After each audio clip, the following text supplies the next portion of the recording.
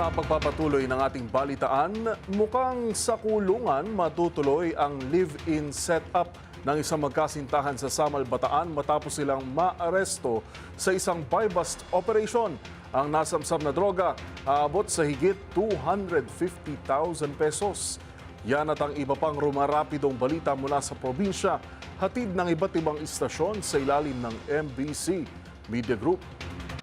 Kalaboso ang isang mag-live-in partner sa ikinasang drug buy-bust operation sa Barangay East Calagiman, Samal, Bataan kaninang 4:30 ng umaga.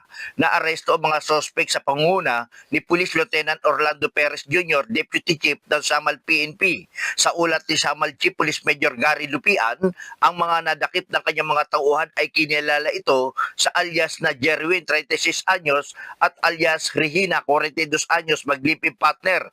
Nakumpiska sa mga naaresto ang 37 gramo ng shabu na nagkakalaga ito sa 251,600 pesos at may bus money na 1,000 piso at gamit na hiram nilang single motor.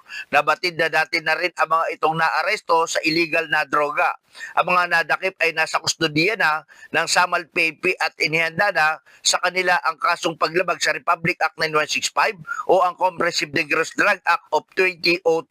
Para sa MBC TV Network News, RH37, Danny Kubilang. Una sa Pilipinas, una sa Pilipino. Patay naman sa isang self-accident ang isang binata dito sa lalawigan ng Northeast Samar habang nagmamaniho ng kanyang motorsiklo. Tumama ito sa isang pavement na malapit sa isang ilog ng Barangay San Fernando, Las Navas.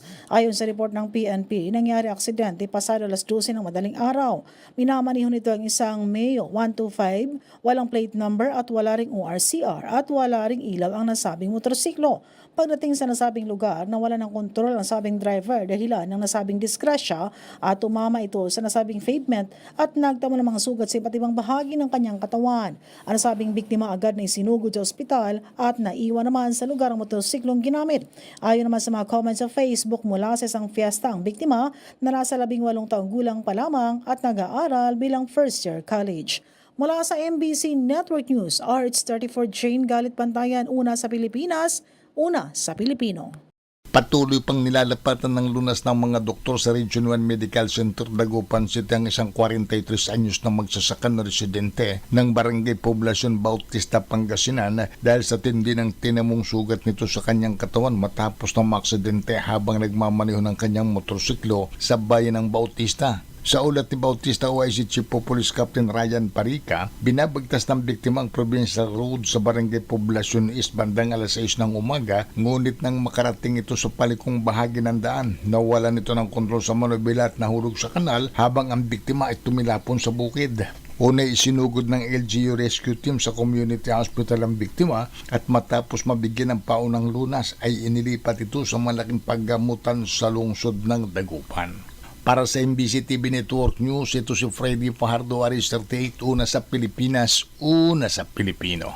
Balita mula sa Davao de Oro. Ipinagdiwang ng 10th Infantry Aguila Division ng Philippine Army ay kalimang anibersaryo ng Camp General Manuel T. Yan Sr. Station Hospital sa kailang punong himpilan sa Mawab, Davao de Oro noong nakarang araw. Pinangunahan mismo ni Major General Alan Hambala, Aguila Division Commander, ang makasaysayang selebrasyon na may temang Upholding Honor and Excellence in Service to Aguila Troopers. Pinarangalan sa okasyong ito ang dedikasyon at sakripisyo ng mga personal ng ospital na patuloy na nagbibigay ng dekalidad na serbisyong medikal sa mga sundalo, sibilyan at kanilang mga pamilya. Ayon kay Major General Hambala, ang anibersaryong ito ay paalala ng ating layunin na patuloy tayong maglingkod ng may dangal at kahusayan bilang kanlungan ng lakas para sa lahat ng kumakatok sa pintuan ng ating ospital. Nagsagawa rin ng libreng serbisyo ang 10th ID Station Hospital bilang bahagi ng pagdiriwang. Kabilang dito ang cervical at breast cancer screening, pagpabakuna at deworming ng mga alagang hayop,